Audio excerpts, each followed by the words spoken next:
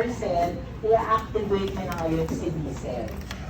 May alalahanin, si B cell, hindi yan basta-basta magiging plasma cell. Kailangan po na ng activation via with the help of T helper cell. So si T helper cell ang mag-activate. In-activate na si B cell, magta-transform siya into a plasma cell na kaya mag-produce ng antibody. And also memory cell para maalala niyo yung foreigner, yung substance na yun. Ay antigen or pathogen na yun. So ayan, punta na ngayon natin yung MHC class 1 and 2. Ito yung tawag na major histocompatibility complex. Di ba sabi natin, important na nare-recognize ng katawan natin which is self and non-self. Kaya yung mga cells ng katawan natin, may mga tags na ito ay part ng katawan. At the same time, lahat ng cells natin kayang magsabi sa immune system natin na kung may nakapasok na foreigner or pathogen or antigen, basta non-self, pwede nilang ma-recognize. So, that is via MHC class 1 or MHC class 2. Ito yung mga molecules na present sa cells natin. Ang MHC, unahin natin ang MHC class 1. Ito yung mga proteins sa mga substances na nakikita mismo sa cells ng katawan natin.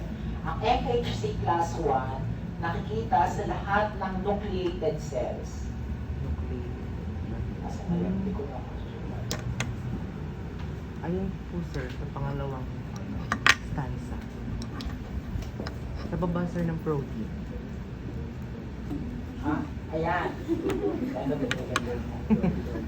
Ang MHC class 1, present sa lahat ng nucleated cell. Alalahanan. In short, lahat ng cell natin, maliban sa red blood cells, di ba sila yung Wala silang nucleus. So lahat ng cells ng katawan natin, may MHC class 1. Para saan yung MHC class 1 na yan?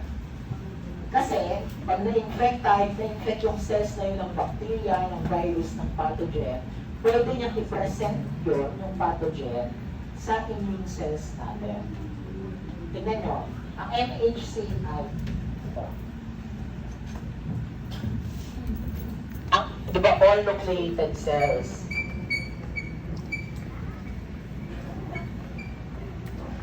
Meron silang MHC1 such that pag na-infect sila ng pathogen, pwede nila yung i-present kay, kanino nila i-present? Kay cytotoxic T cell. Cytotoxic T cell. Kunwari, ako ay skin cell. Nakaramdam na ako. May S or U's na nakapasok. Si Ho ay cytotoxic T cell.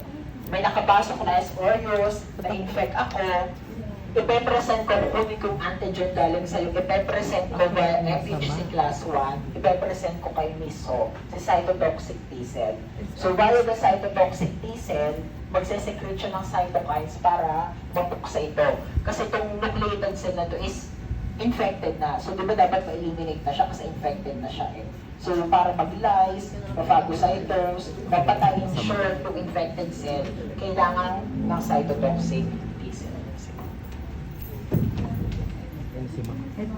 So hindi ba naman? Pwede siya ng bag. Alis na po.